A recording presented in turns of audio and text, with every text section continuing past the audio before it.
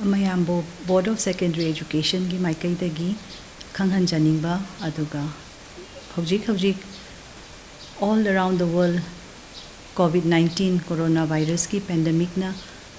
piriba apanba kaya aduga adugi nungaitaba kaya muk leiba gi maraksida Board of Secondary Education na hojik angangsing career gi khallaga aduga hojik aikoina tawriba kari tawsige haina khanaraga aikoigi higher authorities ka chu khanaraga karam hain tawdana aikoigi thabak se aikoigi maruina examination HSLC 2020 di lockdown gi mamang da aikoina loishin jagre adubu aikoigi codification work aduga aikoina tawgudaba evaluation work haibasi asuki matik aikoina apanba thindaba ma lakre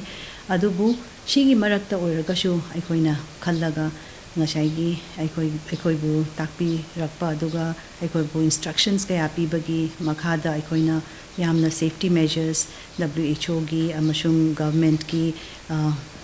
safety measures miyam ama thamle hairaga codification gi thabak lotion nanaba aduga mataw karamna aikoi correction si haugadagi habana chingba singse aikoi phamina raga aikoi tanaminare hairaga aikoina yariba makai hojiki codification work si even within the lockdown mashigi exemptions khara permission khara lauraga curfew pass khara lauraga yamna akhanaba just with a minimum task force aikoina mashi lotion nanabagi aikoi tawri thabak chathari aduga loina na codification work si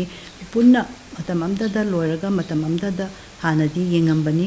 aikoigi che si yengbai thabak si haurambani adubu handaki di situation sigi matungina aikoina changes khara laire codification pulapna loiba ngaidana aikoina hoji codification loigi ba subject singje aikoina piecemeal da face manner da aikoina mashi yengba hauna na bagi damakta thaurang tawjari adu aikoi home department dagi government dagi aikoina ojasing evaluators oigadaba ojasing sigi pass si lauraga makoibu social distancing gi norms mayamam si thamaga tonga ba measure sing si thamaga aikoina strictly aduda aikoina adhere tawraga aikoina machi arrangement shemi handakti aikoina sumaina board center evaluation center ahum khak laigani board center haina board ki office building maktada aikoina arrangement tawi ani shuba center aikoina CC higher secondary school da center ama laigani aduga Johnston higher secondary school da atopa third center adu oigani face manner da aikoina yengani adubu as far as possible angang singi career da shoktanaba lockdown chi hek loiragadi aikoina bounce back to action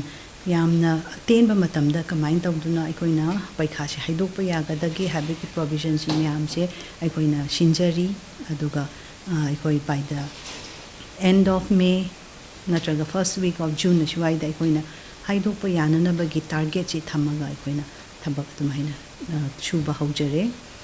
mayambo simaina tawduna mi painingai laitabraina khalli we will do our best aduga to announce the result also well in time.